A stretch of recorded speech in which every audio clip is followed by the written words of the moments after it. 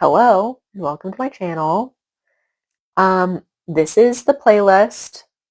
This is the part where I read a book and tell you about it and then tell you my thoughts at the end. So in this, there are spoilers because I do talk about the entire book. Like I will read it and then I will remark on my thoughts and what I think is going to happen. And then at the end, I will give my review. The book that I'm reading this week, this month, this year, whatever, is The Spellshop by Sarah Beth Durst. Caveat that I tell every single time that I start a new book is I do not read the synopsis. I feel like it gives too much away for me. I don't like that. That's not, I want to go in completely blind or like mostly blind. I can tell from this it's going to be a romance because it says it takes a village to open a heart and just one man to steal it. So I have a feeling this is going to be a romance. Spellshop means it's probably going to be magical, whimsical. Looks like there's a cat with wings in the art. Cute.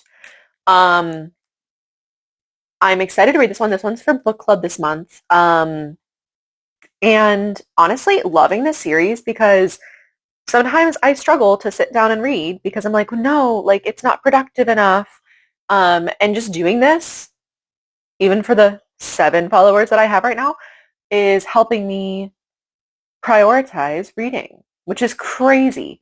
And you can see my dogs. I do have it zoomed out because I felt like you couldn't see enough of the animals in it before. So anyway, I'm going to read this and then I'm going to pop in with my thoughts every chapter, every couple chapters. I'll probably pop in with my thoughts. Maybe more often than that, maybe less often than that. And then at the end, I will give my review.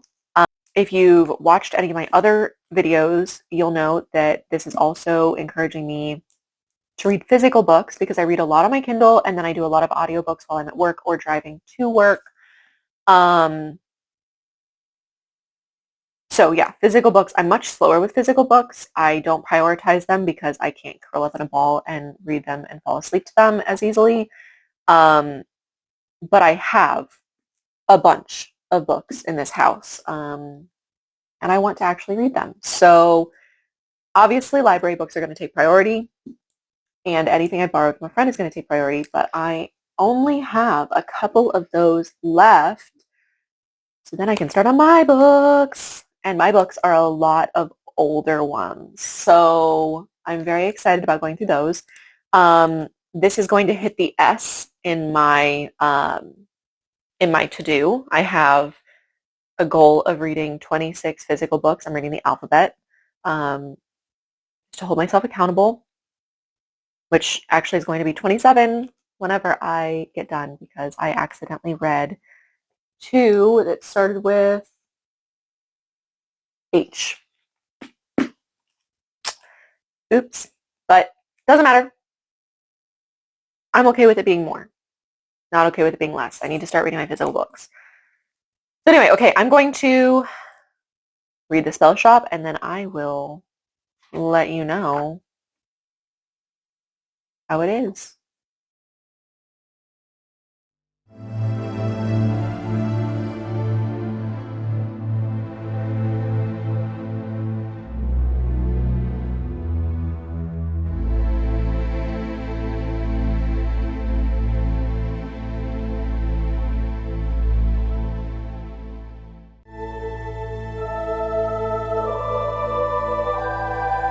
Okay, so it is a fantasy, which we did expect by the picture on the front.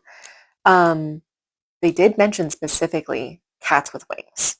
So that's one thing. Okay, so the main character is a woman. I don't think we're given her age.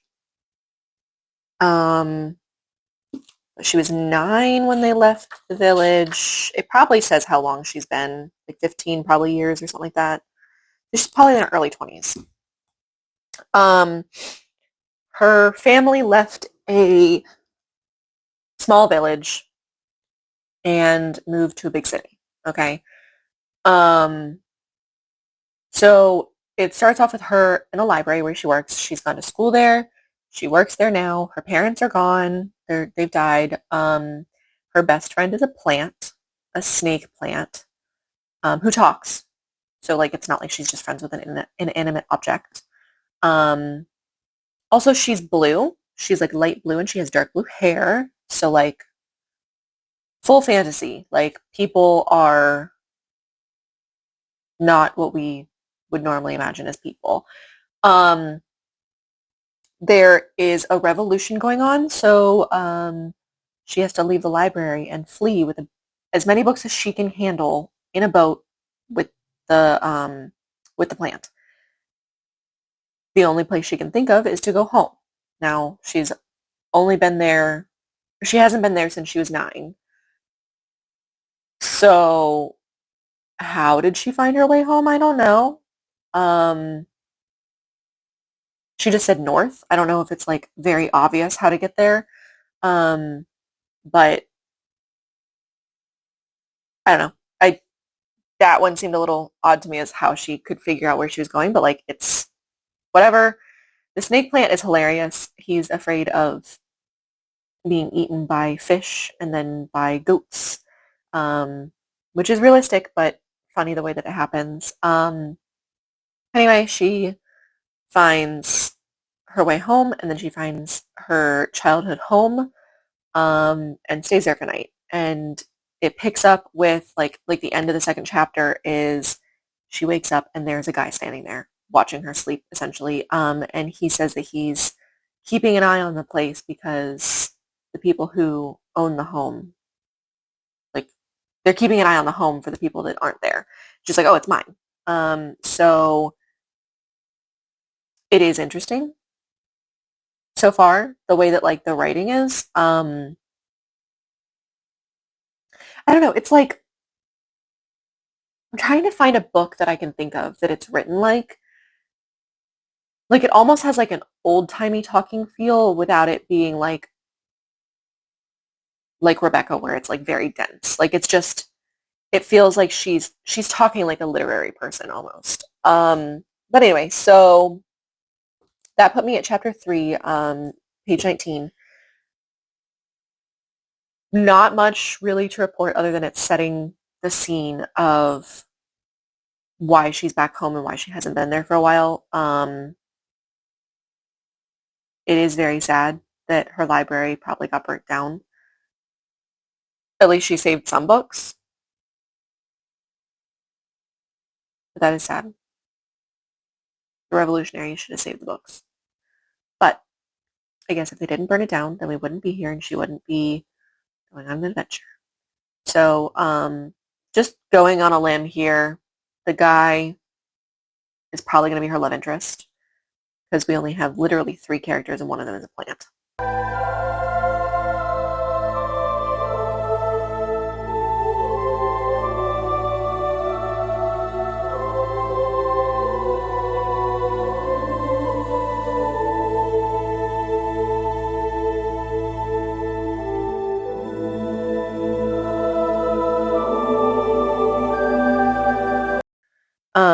Okay, so this is very, very slow. So the last couple chapters, we've only really gotten through like one more day of her life, if even a full day. She and the plant Kaz, which by the way is a spider plant, not a snake plant. I misspoke. They are cleaning up the house. They've gone through and they've found a lot of clothing that was left behind, a lot of dishware, blankets and such. They're cleaning all that up. I'm starting to think that they left, like the parents left for a reason and thought that they'd be back. Aside from just, oh, we want to go see the city and give our kid more opportunities. I feel like there's more of a reason. But anyway, so she realizes that she didn't pack enough food to get through more than a couple days. So she has to go to the village. And the neighbor did drop off some food. I think the neighbor is just a really sweet guy who just wants to like take care of things. I don't know. He's just a kind person, I guess. So he left some food for her, but she did decide to go to the village. And she definitely has social anxiety. She also is starting to experience a little trauma from the smoke. So she tried to like light a fire to cook food, and the smoke, she ended up having to put it out because she thought that it was going to burn the entire house down. Um, so she goes down to the village, which again, she's like remembering a lot of things from her childhood that is, I mean, maybe it's just because she hasn't done very much since she got to the city. Like she just like lived in the library. Maybe that's why. But she's remembering a lot of, oh, there's stairs over here. I should look for the stairs, even though they're hidden, like things like that. So anyway, she goes to the village and she meets a few new people. So we do have like, I think like 5 more characters. There's a grumpy old man. There's a centaur. There's a woman playing a harp that has 4 arms. There's a baker. And the baker's really nice. And they all recognize her. Like at first they stop and they're like, oh my gosh, this is a new person. And then they're like, oh my gosh, you look familiar. You look exactly like your mom. And so yeah, I don't know. That's really all that we've gotten through. It's a very, very slow book. And honestly, like with how slow paced it is taking me a bit to push through it. I don't do slow paced very well. Um, but I mean it's good. It's just slow. So I'm gonna take a little break. Might come back to it today, might wait a little bit, but that's where I am now.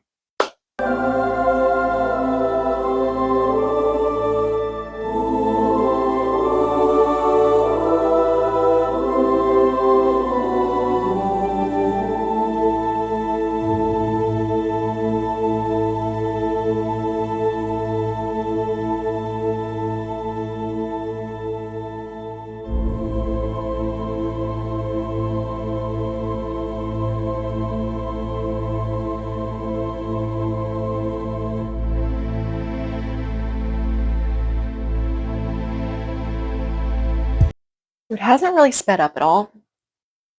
It's definitely a slow book. I think knowing that makes the second time sitting down to read it more enjoyable. I will say that. I think I'm just so used to fantasies being like very quick and very fast paced that when I sat down the other day, I was a little too tired to read something slow paced. Um, it is very slow, so um, I'm on. I'm going to start chapter 7, page 68, and let's see. I've read 2 chapters. She met the person who owns the bakery. She became friends with her. She doesn't like answering questions. The baker found out about that. Great. The baker kind of like told her, hey, we don't really have anything here. Like we have some things, but like we're not starving, but like we're gonna start to lose a few things. Like we've seen a loss of fish because things that are happening in the capital affect us, and they used to send sorcerers out here, and then they stopped because of like budget stuff, of course. And so like we're the ones suffering, not them. Cool. Well, not cool. So, uh, obviously, like we're seeing a very, I don't want to say very privileged person, but like privileged in the sense of like she could just shut it off and live at the library. I mean, she didn't have a family because her family died. But and she's definitely got something like mental illness going on, whether that's just general anxiety or if they're trying to have like an autism representation here. I don't know, but she definitely does not do well communicating with others, or knowing like what she should say and when she should say it, what she should do and when she should do it. So we're seeing her realize, oh, these are things I never paid attention to, um, because I was in the library and it didn't affect the library, and now it's affecting everything. So she's seeing that. She gets some supplies. She goes home. She finds the neighbor is fixing the chimney because she almost burnt the house down, right? Um, and he's talking to the plant, so the snake plant that originally was hiding away from him. And I think that like she wanted to keep the snake plant a secret because it is evidence of magic, like it's evidence somebody used magic. And she's really trying not to have like eyes on her. She's trying not to like let anybody know about the books. She still thinks she's going to get in trouble for taking the books away, even though like the emperor doesn't exist anymore. He literally got killed. So she's like, she got upset about that. She's just like, hey, we need to have boundaries, but like she didn't do it in a very good way. So everybody was upset by the end of the conversation. And he's like, okay. And then he leaves. And she goes and she plants some stuff in the backyard. And then she realizes, oh, I can't wait for these plants to grow food for me. You know what? I'm going to do magic. And it is a little quick, the change up from, I can't touch these books. These are just me saving magic and saving these books because of a fire. Somebody's going to eventually need them back, and like I can't let anybody know that I have them. To I need to practice magic. Um, I need to figure out how to grow this food. Now, understandable how it happened, but it is a very quick change up that I wasn't expecting. Though she did harp on, well, who's going to find out? How is anybody even going to know? So I do feel like somebody is going to know somehow. Like maybe they have a way of checking when somebody does magic. So maybe she'll get caught that way. Because it feels like something bad has to happen, right? But she is very determined to make it happen on this island. She wants to see everything. She wants to experience life here. She's thought about getting a job, but then she's like, no, I have to be here for the books. She saw a mer baby, which apparently is very, very good luck because if the mermaids don't like you, they will make it known. And apparently like having a baby cross, which she would never have experienced in the pollution-ridden waters of the capital. She's like, oh my gosh, this is such good luck. So she really thinks that like doing the magic for the plants is going to really help. So either something's going to go really bad or it's going to work and she's going to be fine. And then eventually it's going to like somehow bring people to her doorstep because they're going to know she's doing magic. Or both. It could be both.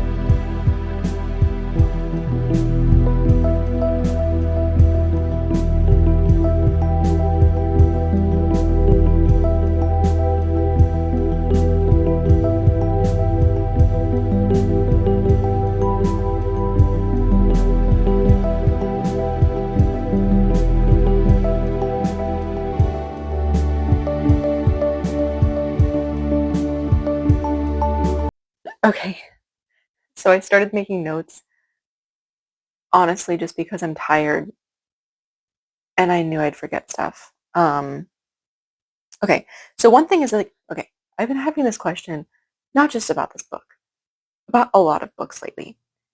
Why is it that they always emphasize how large the man is? Like, and it's not like, oh, he's tall. It's like, he probably had to duck to get into the cottage. I don't know. Like, he's so large. Like, how could the how could he be like twice my size or something like that? Like it's so like what is the what is the need? What is the want for that? Anyway.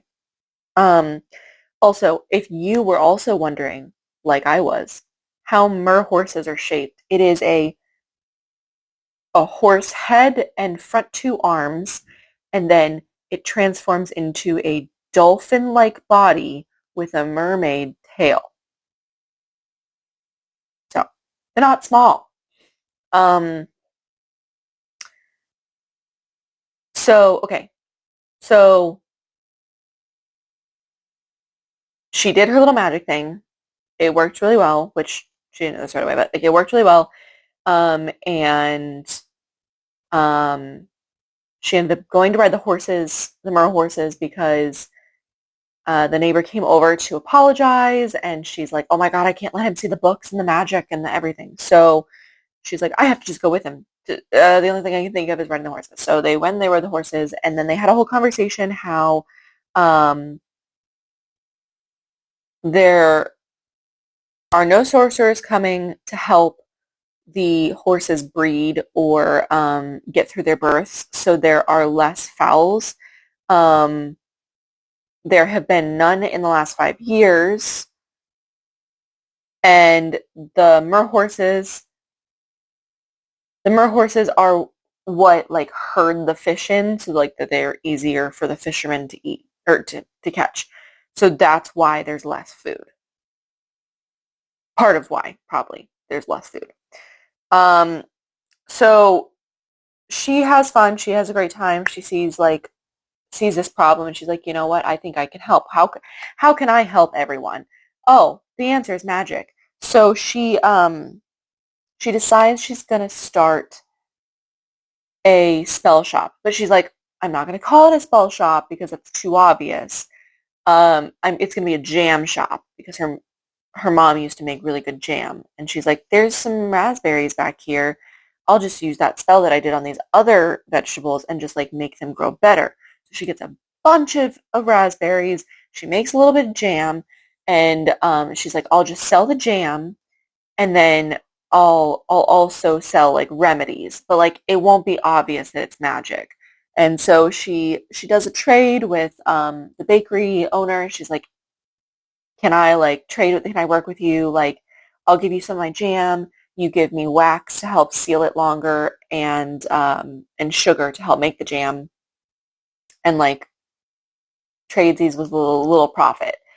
Um, so they do that. Now in their conversation, they did also mention that like I don't know exactly what they're talking about, but the the bakery owner is like something about magic just happening, and main character, what is her name again? What is this main character's name? Keela. Kiela. I'm gonna say Keela. Keela. She's like, no, silly. Magic requires a spell. It can't just happen. And then the lady is like, the bakery owner is like, well, the magic dust storms or the magic like thunderstorm or whatever, the magic storms, those just happen. And then Keela's like, no, that's like an overabundance of like how did you say it? Unbalanced magic. So I don't know exactly what that means, but I feel like that's also foreshadowing because I feel like that's probably how somebody is going to be able to tell that she is doing magic here. Um, that or there actually is magic that you don't have to say words for.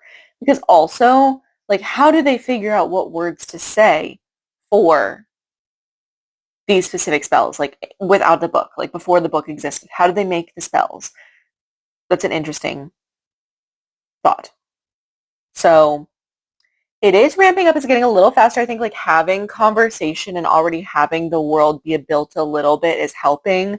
I'm about a quarter of the way through.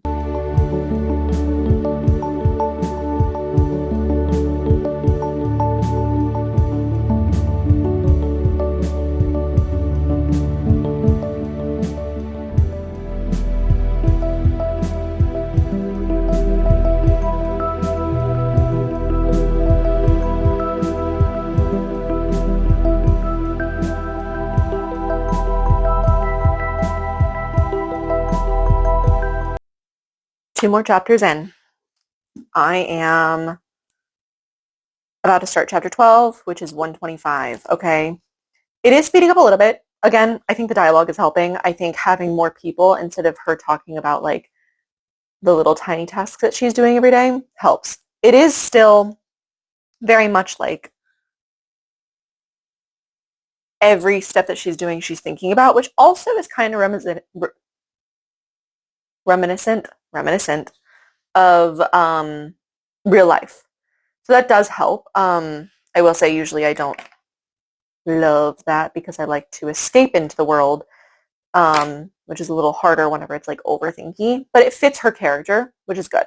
Okay, so basically in the first chapter that I read today, or this section or whatever, she's talking about her jam shop and she's like, I mean, even if I get this going and like even if I'm able to do a couple remedies, like she's like, what's the point? Because she's also talking about like she's thinking about, well, the emperor is dead and all these things are happening in the capital and like all these things are going wrong with this island. I'm sure other islands, like what's the point in doing this? Like it's not enough. She says, why bother when the world's problems were so large? Her answer to herself was, because it's what I can do and maybe I can find a way to help. Um, right now, that feels really, that hits hard with everything that's going on in the world, in the country, in the state. So I think it's something that we have to remind ourselves too. I know that we are not in a fantasy realm. I know that we do not have magic, but I think doing something is more than doing nothing, and that's what she's doing. Um, so so she basically, for the last two chapters, she basically is getting settled in the space, making sure that it's like fit for being a jam shop, being a not just a home. And so her thought is, she's like, I can trade tomatoes, which are the mer horse's favorite snacks. I can trade tomatoes with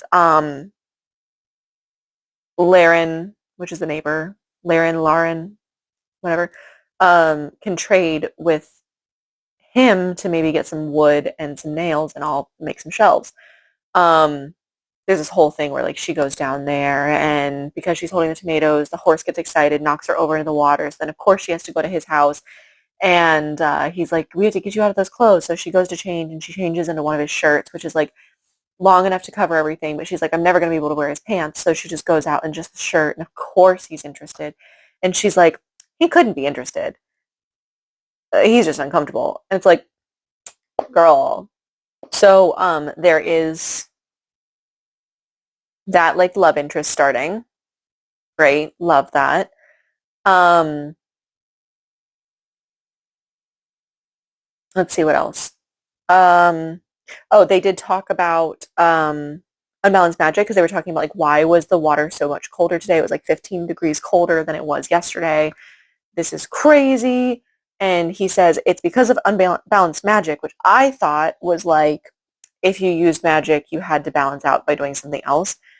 He meant that it's like if it's concentrated in some areas and not enough in other areas, it throws things off. So like them doing what they did in the capital and helping the islands was working, but as soon as they stopped working with the islands, then like it really messed everything up. Like it messed up the weather patterns and it messed up the horses and it messed up everything. So my question, my thought is her practicing going to actually help? Like, is her practicing, even if it's little tiny small things, actually going to help balance things in a way that like it will be a big enough change to stop some of these from happening? So that's my thoughts there. Also, we find out a little bit of why he's being so nice to her. Only a little bit. Only a little bit. So we find out that his dad, his parents were kind of assholes.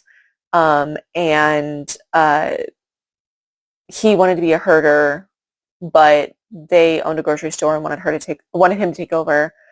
Um, so there was a baby foal. Is it foal or fowl?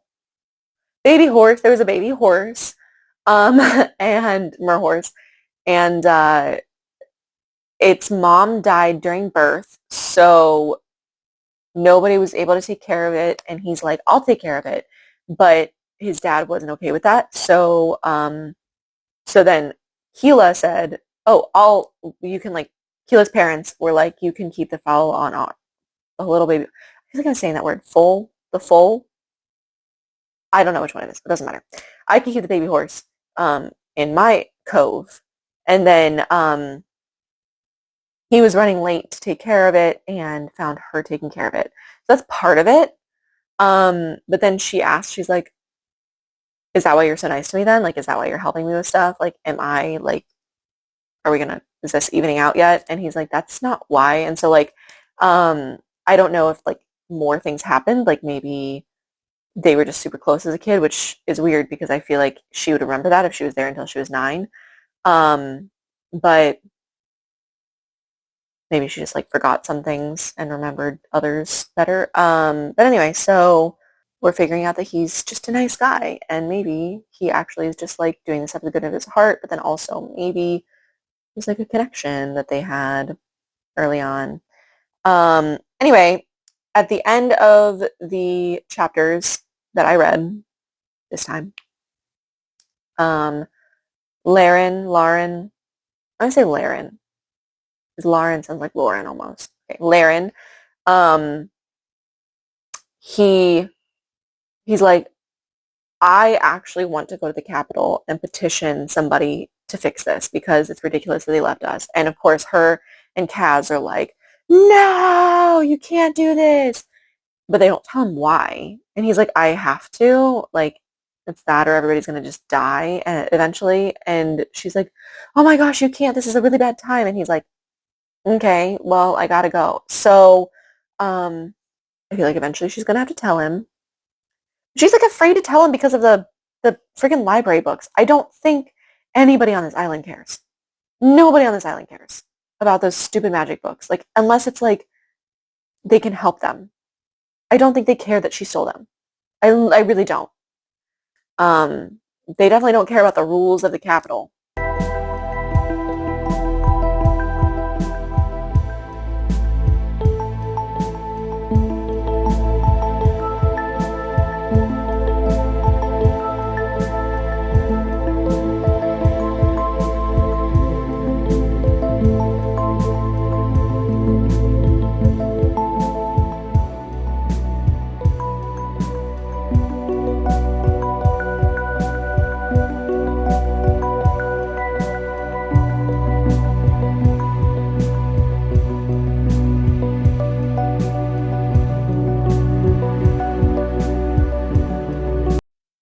So I've read 3 chapters now. Well, I've read more than 3 chapters. This time, I've read 3 chapters. I'm at chapter 15, about to start page 160. Okay. So, again, it's just a day in her life, essentially. Let's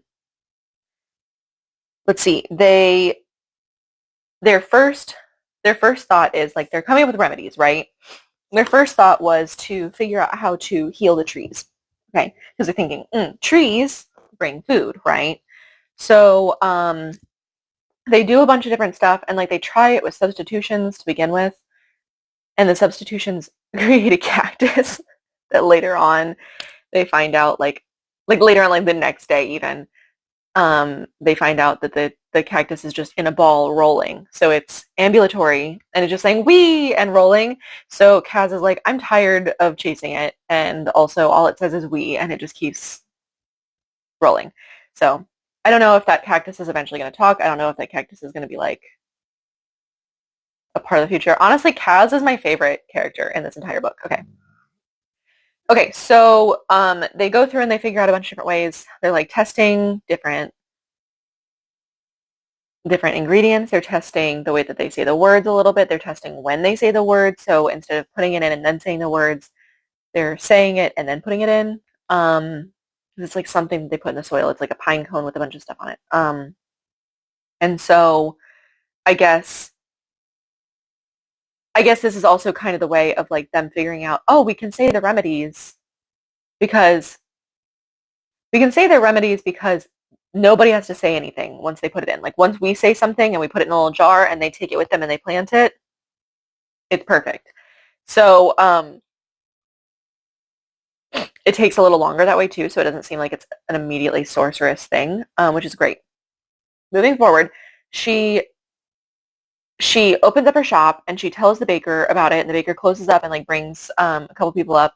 They come up with a plan for like the centaurs who can't come into the house.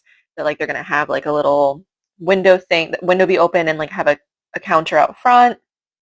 Um, and like they're just coming up with accommodations, and I love it. Like I don't know, it's just like a good communication, how they're helping each other. And then like this grumpy guy comes. It's the grumpy guy that was like at the beginning whenever she went down to the bakery, and she met him, and he was just he's like he just wanted her to leave essentially, and saw her as an outsider. But he came up, and he was mean, and he's like, "Oh, so all you're selling is jams? Like you're never gonna survive if it's just jams. One flavor too. Like, ugh.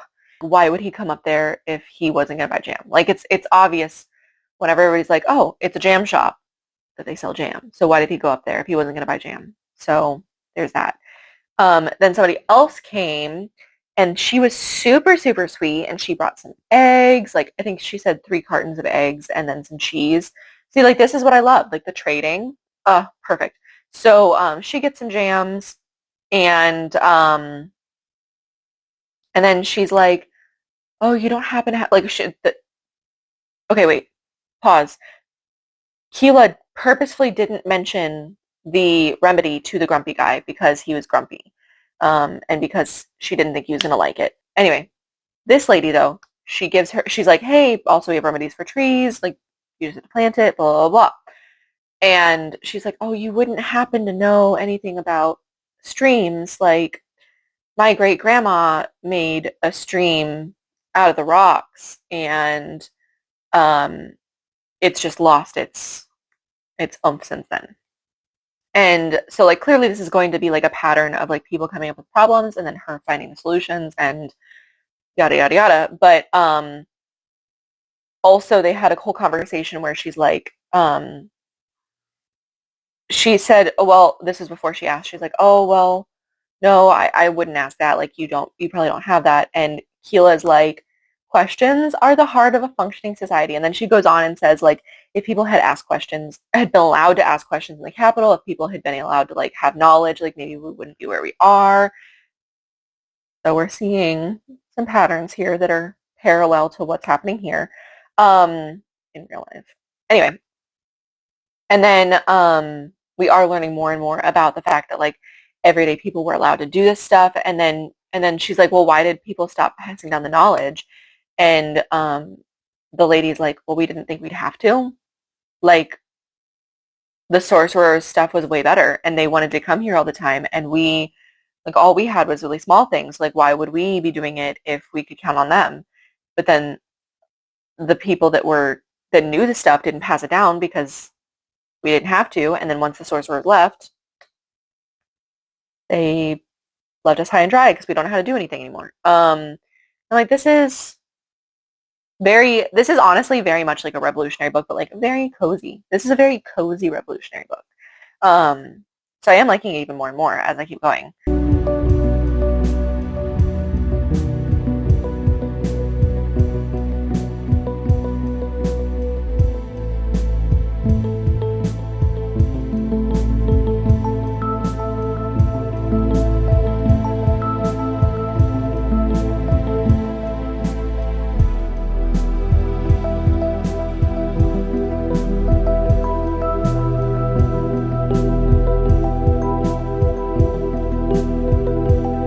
Okay, so a surprising amount has happened.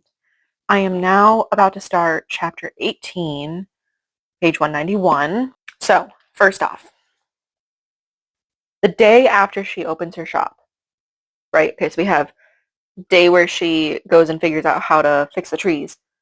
Then shop starts next day, right? Following day, they wake up and there are just forest spirits everywhere. And apparently they're like cloud bears, like they're like bear-shaped clouds with red eyes, or bunnies, or like one bear was the size of a cat. So yeah, okay. So all these little mist cloud looking things are like all around the house, okay? And she's like, "Oh, these are forest spirits." And like apparently they have other names, I don't know, but apparently they protect the forest. So at first she's like, I did something wrong. Like, oh my gosh, whenever I went to go try and help the trees, like I did mess up a couple times. I turned one tree into a bird. Like, okay, so she's like, they're mad at me. I hurt the trees. They're mad at me.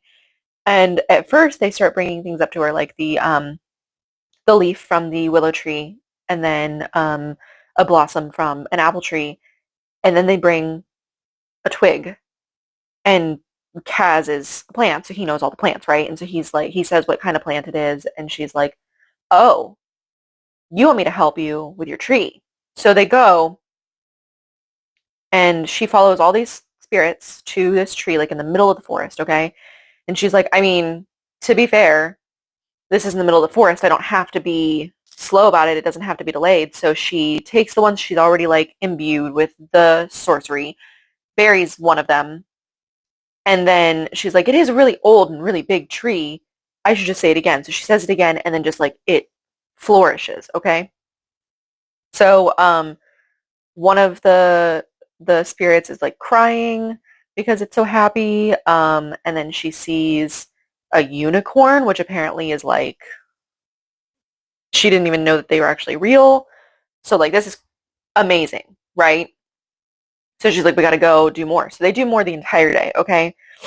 Um, when they come home from doing all this stuff, she goes to just rest and try and like gather energy to eat.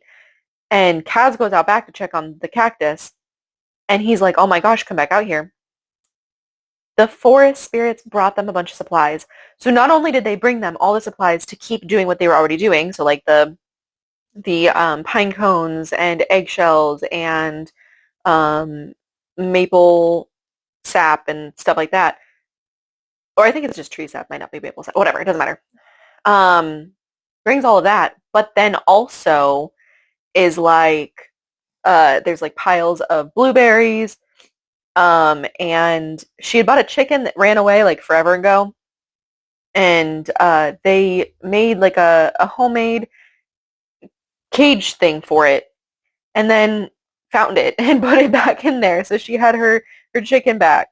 Um, so she has all these gifts, and so she's like, okay, we need to do this again. So she makes stuff, and it's like the next day, and she's like, okay, well, I've made blueberry jam now. I should go and give some to Bryn. And she's like, I'll drop some off at the bakery, and then I'll come back and give some to Laren. Well, she goes down, and she runs into, well, first off, she's like, why are there no fishermen out? Oh, why are all the houses closed? Where is everybody? And she runs into the old grumpy guy who's leaving the bakery, and he's like, go home, city girl. Like, you think I don't know what happened to the grove? Like, he's like, one of the trees keeps singing. I know that's not natural, and you're the only thing that's changed. Like, you're the only new person, so it has to be you. And he's mad, right? And so the centaur comes over, and she kind of like disperses the guy. And she's like, oh, I'm going to stop at the bakery. So she stops at the bakery, gives the person the blueberry jam, and Bryn gives her some cinnamon rolls and says, okay, you need to get home. Like, a storm is brewing. Like, that's what the dinging is. Like, that's what's going on. And like, did you not see the storm? And she's like, why don't you just stay here? I have an extra cot. And she's like, no, I have to go home because Kaz is going to freak out, which is valid. So she starts to go home, but like the storm hits hard. And she's like, well, I'm right next to Laren's house. I can't climb those stairs. Like, I'll have to stay here. So she goes to Laren's. Cinnamon rolls are soggy. And she's like, I don't have jam. Ridiculous. But he's like, oh, you can watch how pretty it is. And like, apparently the clouds take shapes of like serpents and stuff. And like, it's really fun, but also scary. Like, the clouds are literally fighting each other. Um, but while they're watching, well, first off, she's like, oh my God, I could just turn my head and kiss him. Like, he's right here, which is adorable. And she's like, would he even like that? I'm like, bruh, he's been thirsting over you since the beginning. Let's be honest. But then they see a ship out. They're like, oh my gosh, there's a ship. There's a ship. We have to save it. So Laren gets on her horse and goes to the ship and saves the person. And it's a girl with red hair. Um, She's currently unconscious in Laren's bed, covered up in some quilts. I am very intrigued to see what is going to happen with this new person. Maybe she's going to be one of the ones that notices that it's magic. I hope she's going to help. Maybe she'll bring some news from the Capitol because they said it was a sleek boat. Maybe she was another escapee. I don't know.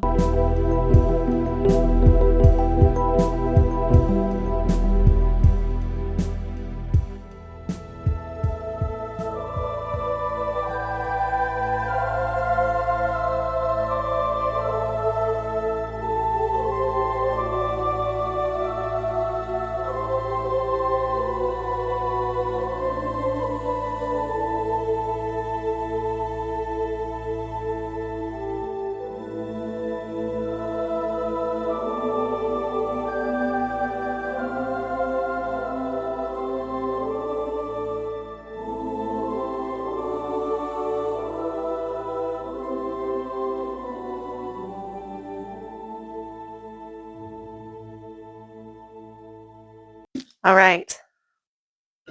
Things are speeding up. We are on chapter 22, about to start page 221. Okay, so first off, the storm is over. The storm finishes really fast. The lady's unconscious. So Laren has to stay with her, and Keela's like, I gotta go see Kaz. I'll go find the healer. And he tells her the healer lives behind a waterfall, I guess. So she goes to the waterfall. She calls for him, and he's like, oh, you're the one who healed the tree. I have to talk to you after this. And she's like, oh my God. So she's freaking out because like he might actually know that this is magic and he might do something about it. I don't think he would, but I don't know. Okay, so she goes home. She sees Kaz and she sees Meep, which is the cactus. That's all he says is Meep and we, I guess. So she sees them and they're like, and they point to a tub. There's a mermaid in the tub, okay? And she's crying. So she's like, what happened? And then there's a baby. The baby mermaid, the merbaby that they saw earlier on in the book. That baby has magic sickness. Now, magic sickness is whenever they absorb too much magic too fast. I don't remember if this is only for like magically created beings that they can get this, but whatever it is, this baby like can't go into the water because it's like electrical, but also is drying out, not being in the water. So the baby's dying, right? So she's like, you have to save my baby. Like you are the sorcerer. Like you are, and she's like, I'll go get the healer. And she's like, no healer, just you, just spells. But then she's like, I don't even know if I can help. But then she's like, okay, I guess there was something about livestock and it had a little section in there about magically created livestock. So like that has to help. So they figure out how to do it and they heal the baby. Okay. So, and we're also realizing that the cactus is smart because the cactus like found the plant leaves that they didn't know where they were. They didn't know what they were or where they were. Cows knew what they were, but not where they were. So the cactus came in with them. So that's cool. So they healed the baby, great. Also, jars were broken because like, I don't know if somebody hit them with their tail or if they just got bumped or if it was a storm or whatever, but some of the jars were broken. And my question is, how is she going to get new jars? Like, she has plenty right now. I'm assuming that like some people will bring them back to get more jam, but like when they inevitably break, how is she going to get more jars? This doesn't seem like a place that has jars plentiful, but whatever. Okay, anyway. So after this, she's like, oh my gosh, I saved a baby. Like, the storm is over. Everything's great. I'm going to go down and make sure that everybody's okay. So she sees the baker and the baker's like, actually, can you help me with some stuff? Like, can you just serve everybody tea? And I'll take care of like what my nephew's doing so he doesn't burn the place down. Great. So she's making the tea and she hears Laren. And then she hears the girl that's with Laren, the red-haired lady. And she's like, yeah, I fled the capital because it's like a revolution is going on right now. And so like she tells them everything. She's like, yeah, they burnt all the Capitol buildings. They burnt everything. They even burnt the library. And so of course she just gets hit with like immediate like PTSD, right? She's like, no, like she immediately starts feeling the same emotions that she had whenever like everything was burning. So she just runs home, okay? And she's like trying to dive into fixing like the springs and all that stuff. And she realizes like she's like, okay, I wonder if there's a way for like me to tame the storms or anything like that. So she like takes a little side quest and she's like she finds a little book that says something about storms and it's somebody that actually like researched taming the storms. And it said that it needs to be a wind speaker and a group of sorcerers. So like she's like obviously I could never do this. Like even if like me and the two plants do this, like we don't have the ability. It needs to be like a chorus.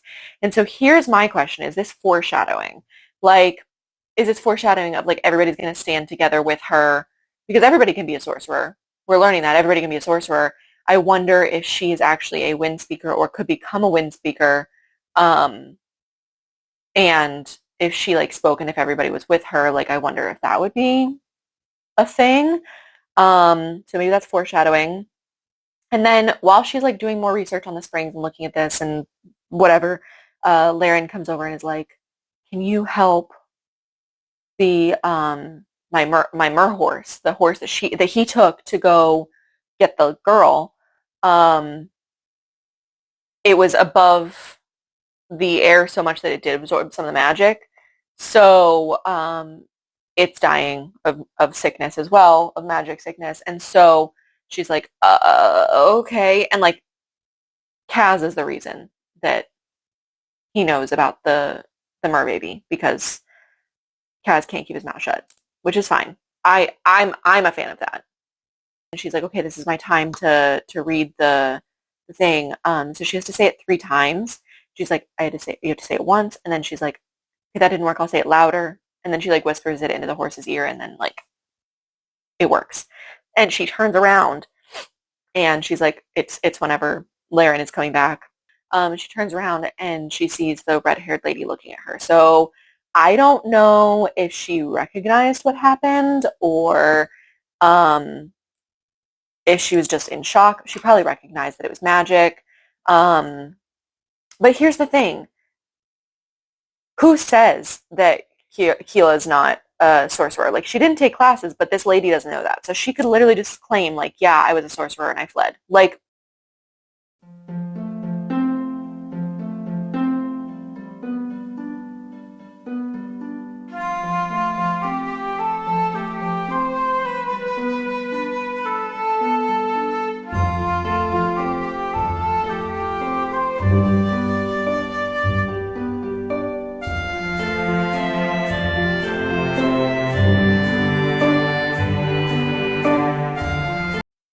a surprisingly lot has happened. I think I did 3 chapters. I can't remember.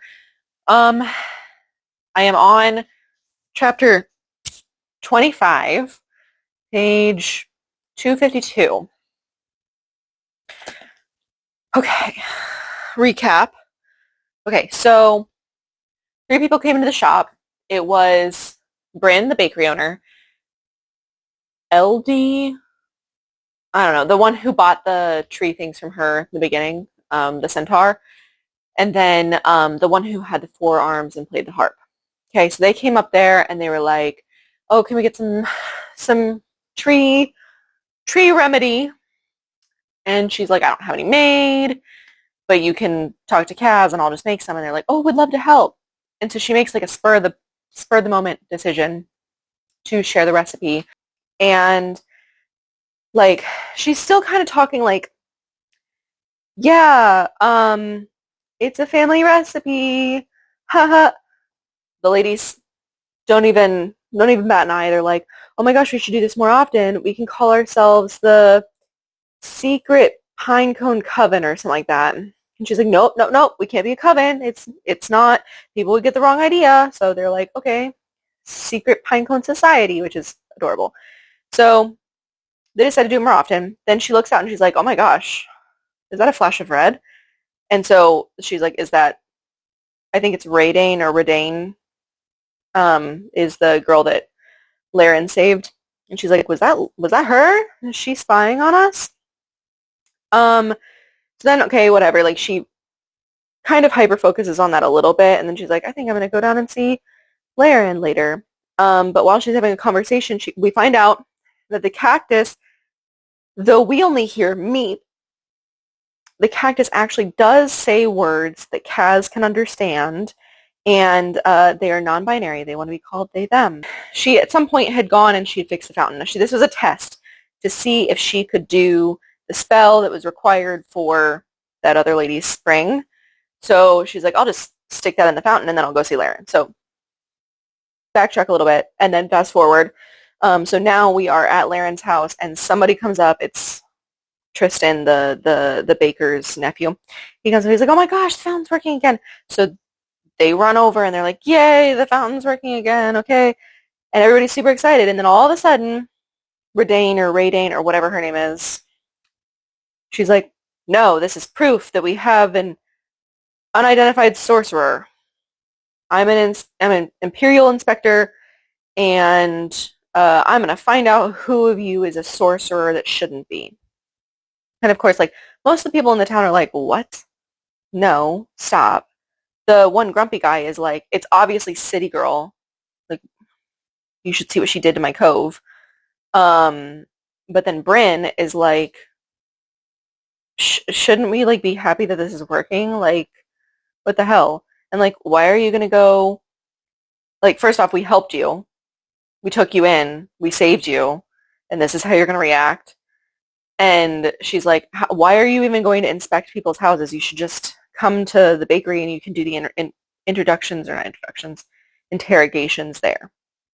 And the lady's like, I'll start there, but I'm going to go to everybody's house. Whatever. And Bryn, like, makes eye contact with Keela. And she's like, everyone is welcome to the bakery. So they're trying to, like, distract her. Okay.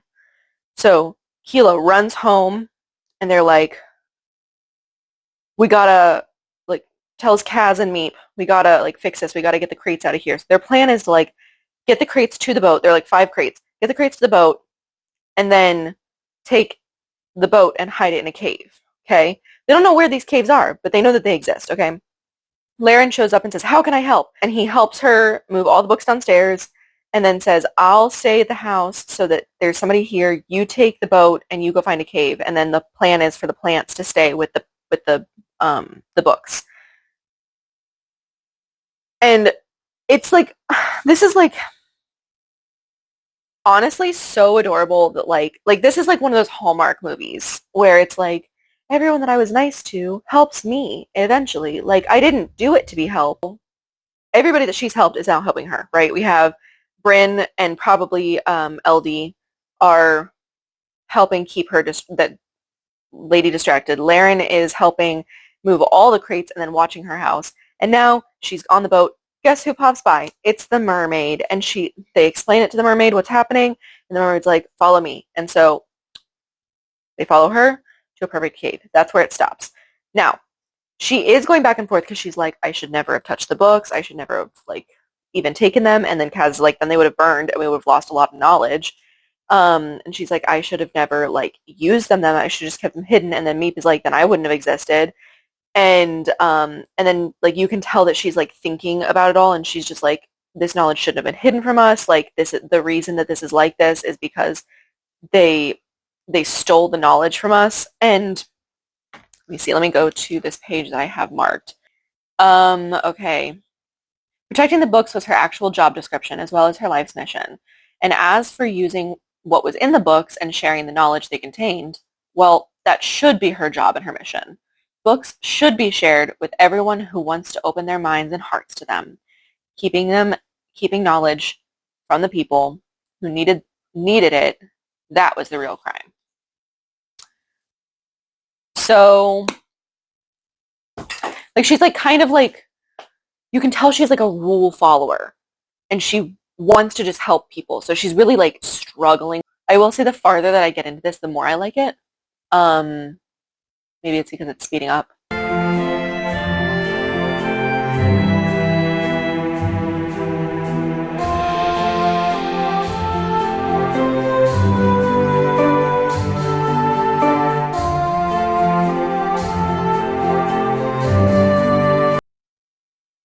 Keela's coming back from the caves, and she discovers Laren, which we already knew he was going to be at the cabin, Laren trying to keep Raydane or whatever from, I'm going to call her Red Hair, because I can at least pronounce that.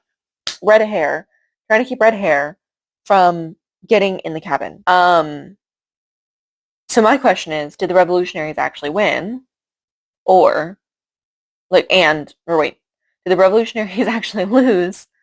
Or did the revolutionaries win, and this is just like someone who knows they can't do their shit in the capital anymore, so they're going to the islands that don't know that the revolutionaries took over, right? So that was my thought at this point, okay? So now Keela's like, I can't stay because I'm putting everybody in danger, and like it's not fair to Kaz and Meep to not be able to be out, like they'd have to be in hiding.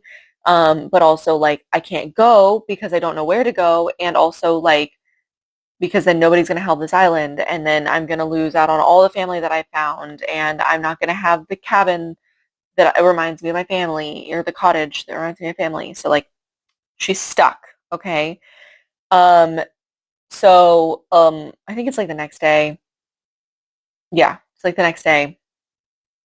The three ladies come over. So it's bakery owner, centaur, and harp lady. And they all sit around a table, which by the way, they're like when the four chairs are on the table, they all sit. And I'm like, how would a centaur sit in a chair? Wouldn't she like wouldn't she just stand? Or like she wouldn't fit in a chair. I don't know how that would work. Maybe there's specific chairs for centaurs, but I feel like then Keela wouldn't have those. I don't know. Okay, whatever. That's a weird question. Weird imagery. Okay. So she's like, I feel like I have to leave, like I'm putting everybody in danger, she tells them, and they're like, girl, you can't leave. You just found us. You just came home. We just found you. And they're like, and what about Laren? Like he's like obsessed with you. And then she's like, no, like he barely even likes me. And they're like, girl, shut up. So he doesn't really get attached to people, and so they're seeing that he is attached to her and how much he talks about her, and they're just like, girl, he's in love with you. So she's like, I have to go talk to him. I have to like go say goodbye at least. And she goes down there and she's like gonna say goodbye to him and to the horses. And she like kisses him and then tells him her whole story. And he's just like, okay, I don't get it. You can stay. And like they make out a little bit more. And she's like, no, I really have to go. Like I'm putting everybody in danger. I don't know. So she's like, I at least have to go check on Kaz and Meep and the books. And he's like, will you come back? And she's like, I don't know. I'll try to. So she goes to the cave and she sees Kaz and Meep tying Red Hair Lady down. And first off, that's an imagery that's hilarious to me. A dog-sized spider plant and a cactus tying down a human. Hilarious. So they captured her. The reason she knew where the boat was is because that grumpy guy had seen them sailing and was like, oh, this is suspicious, and told on her. So that's rude. And then Kaz and Meep are like, she's not actually an investigator. She was reading the spell book. She was trying to practice one of the spells. And like she tries to talk herself out of it, but like whatever. Kaz is like, this is my best friend. I will murder you. It's honestly hilarious in my brain. Like, and like honestly, Kaz is the comedy relief in this. So and then Kaz had sent the mermaid after Keela, but obviously she was already on her way here. So the mermaid found Laren, and Laren came with all the mer horses, and they like came in a thundercloud, like all of them all together, and then just like blocked both sides. So like the lady could not go out one way or go deeper into the cave or anything. We find out that she is not actually an investigator. She is actually the heir. She doesn't want to take over, and she doesn't want to die. So she was trying to do an invisibility spell. Obviously, I feel like they're all going to end up helping each other, and then like they're going to be able to stay.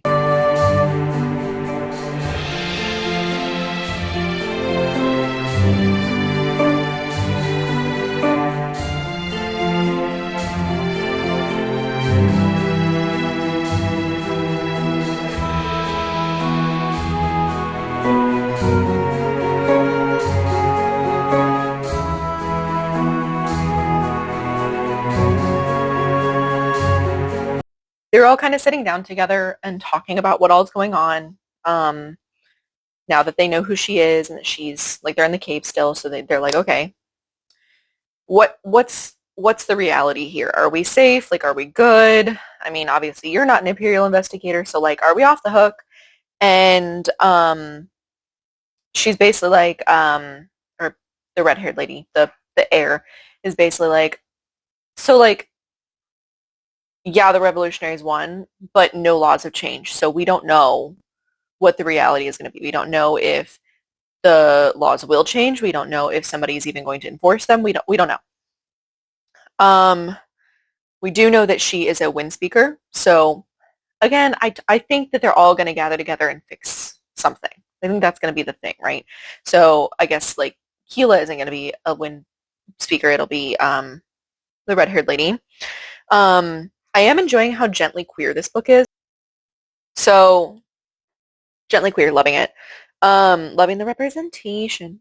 Okay, anyway, so they leave. They go back to Keela's house, and Laren's like, you know what, now that we have the books back here safe, since like she's not an investigator, they could take it out of the cave. He's like, I'll make you some bookshelves, it's so adorable. She's like, oh my god, he wants to make bookshelves for me. And that is the way to our heart, isn't it? It is very true. So he makes some shelves. Everybody kind of like gets together to like organize and put them away. So Kaz is organizing them by type or whatever they need to be. And then even the red-haired lady is helping put everything away. And she's like in shock. She's like, I can't believe they're forgiving me. I can't believe they're opening up their hearts and like allowing us to like work together. Bryn comes up there at one point and she's about to like save Keela. But they're all like, okay, let's sit down and talk about this. And so they didn't mention that she was an heir, but they're like, she needs to hide here. She needs to like pretend that she's not who she is. She needs to like lose her identity. She needs to stay here. And so Bryn has the idea like you can work at the shop or the bakery with me. I have a spare bedroom. You can stay there. And in time, we will all come to like trust you, and you'll work off your debt from like destroying the bakery a little bit whenever you were doing your little searches and stuff like that. And we'll just pretend that you've lived here for 10 years. Like the whole town will. Like we all stick up for each other. So they choose that. That's great, whatever. And then because she has studied school, then the noble is now helping modify some spells so that they can work together to to help the mer horses mate and have babies again. So great. It's all happy. Everybody's like, yeah, it's going to be great from here on out. And literally as they're helping this horse there, they look out and the mermaid comes in and is like, oh my gosh, ship. It's a bunch of Imperial ships. So at this point it was like Laren and Keela and then the healer. Bryn and the red-haired lady are like back at her shop. And so they're like, we have to go tell her what's going on. We have to go make sure that she hides or whatever, because like it's too soon. Nobody knows that they're supposed to pretend that she's not who she is yet. So they go and they find her, and she's like, I can't hide in plain sight. This is the captain. I was actually supposed to marry him, and neither of us wanted it. So I'm fucked. They go to Keela's thing. They're about to try this in invisibility spell and realize like they don't have half the ingredients. And so Kaz is like, we got to come up with a different plan. Like we can't test this out on a human being. Like testing things out on a tree, one thing. Testing things out like to grow and make things heal, that's one thing. But this is like literally a human. Something could go wrong and she could literally die. And so while they're talking, one of the forest spirits comes out and she's like, hey, can you help me? And so they use the forest spirits to help the noble disappear into trees.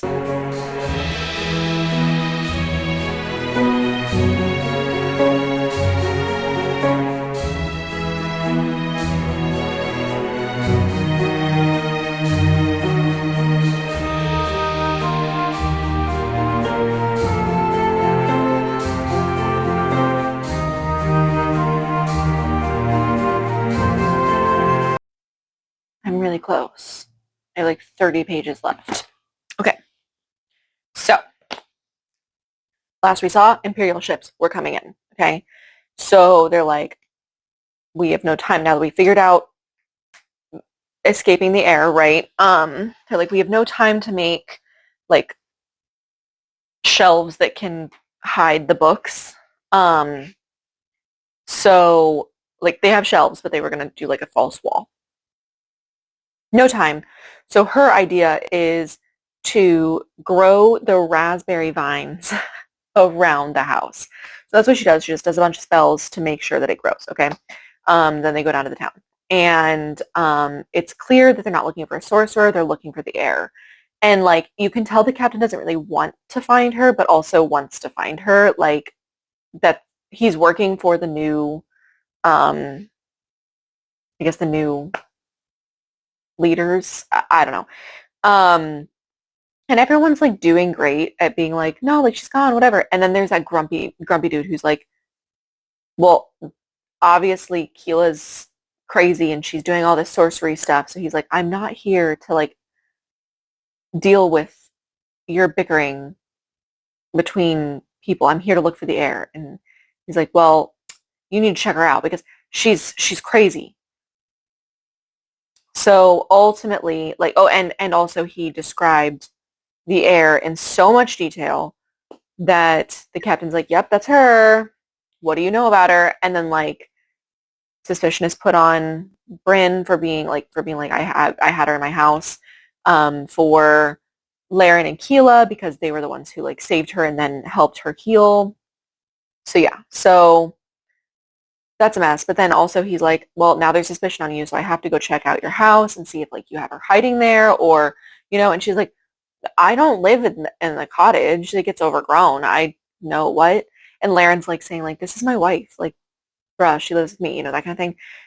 At first, like he's kind of just playing by the rules and being like, okay, team, go search. And then eventually she's talking and she's like, yeah, I don't know. She just like wouldn't, if she just doesn't want to be found, wouldn't that be best for everybody? Like since she wouldn't want to be, she wouldn't want to take over and nobody wants her to take over.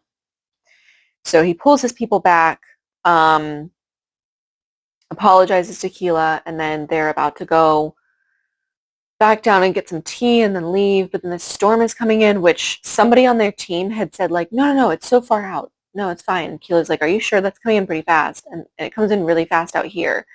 And he's like, no, it's fine.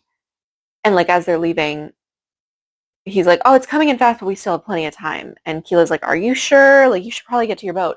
And then the grumpy guy is like, I need to go with you. I need to seek asylum because there's this rule where like if you accuse somebody, then you should be able to like leave so that they can't have retribution against you. And she's like, whatever. And he's like the captain's like, no, you're not going with us. No. And so Keela is like, I would like payment for being falsely accused. And in payment, I want you to take him off of this island and take him with you. So the captain's like, fine, this is stupid, but fine. So I think they're going to get caught in a storm somehow. I think that's going to happen. And then maybe the air is going to have to help calm the storm down to save a bunch of lives.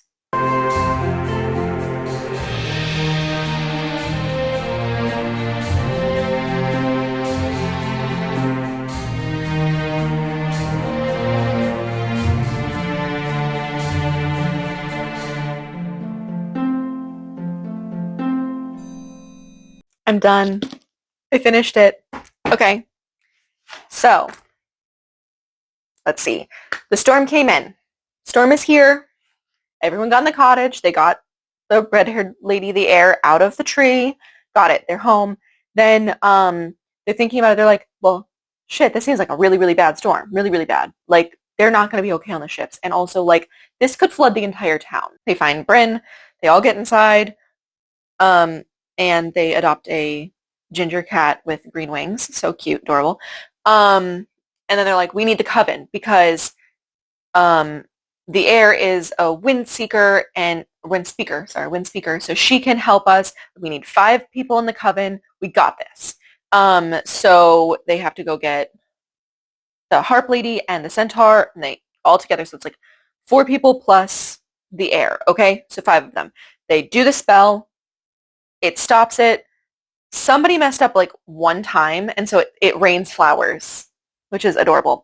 The ship comes back, and at first he's like, are you guys okay? And then they're like, are you going to do anything? And like Kaz is the only one that like speaks his mind. He's just like, you have no proof of who did anything. Also, the revolutionaries were right. And also, if they didn't make new rules, like, why are you enforcing the old ones? Like, you have the ability to make your own decisions as the person who literally enforces the law. So they convinced him not to like pursue anything. And then also he said, I really hope that she's happy if this is what she wants. Like, she doesn't want to become the empress. She doesn't want to give up everything, like, and die, obviously. So like, I'm happy for her. So basically the whole town's like, okay, we're happy now because you're not going to do anything to our friends. We'll help you pack up, or not pack up, but like patch up your boat, your ship. I don't know the difference between a boat and a ship. Doesn't matter. Okay, so they patch everything up. Cool. 4 months later, so now we're in the epilogue, last chapter. 4 months later, the foals are now giving birth. All of the coven goes down and helps take care of everything, and they have baby horses that are happy and healthy. The moms are happy and healthy. We know that the heir is working with the baker, and they're both really happy, and Laren proposes. And he's like, I know you're not going to give up your jam shop, and I'm not going to give up my home. Or well, she was concerned about that. She's like, I know I'm not giving up my jam shop, and you're not giving up your home, like because you have to be next to the horses. So he's like, I don't care where we live. I don't care who lives with who. I just want to be with you. So like whatever. So they're happy. Okay, I'm going to give you a rating scale. Rating scale is 1, did not finish. 2, struggled to finish. 3, average book. 4, would recommend. 5, I want to read it again for the first time. I'm going to give this one a solid 3. I think it was a very cute book. I think it was very calm, very cute, very fantasy, but like not too hard of a fantasy to like dive into. I think this one could be a very good young adult book as well. Like I think there's nothing in this that like makes it so that it couldn't be like even middle grade. I think could enjoy this if they're like a little bit more like higher readers. It was a very enjoyable book after I got past like not being able to read a slow book. I just feel like I don't do as well with the books that are wrapped up in an easy bow. Like it just was too Hallmark for me. I liked it, but I think when they're tied up in a bow, I think I like the realistic endings more. It's a good refresher for my brain. Um, but it's nothing to rave home about for me. I think at book club, I'm going to be really excited to talk about it, but I don't think I'd go out of my way to recommend it to somebody. If I found out somebody was reading it, I'd be happy for them. I wouldn't dissuade them. Um, yeah, so it's an average book for me. It was good. It was really good. But yeah, so that's my rating of the Spellshop. If you like this, like, comment, share. If you have any suggestions on things that I should read, let me know. I'm definitely trying to go through my physical TBR, but if you even have genres that you want me to hop to next, let me know. Okay, thank you. Thanks for watching. You're the best. Enjoy your book.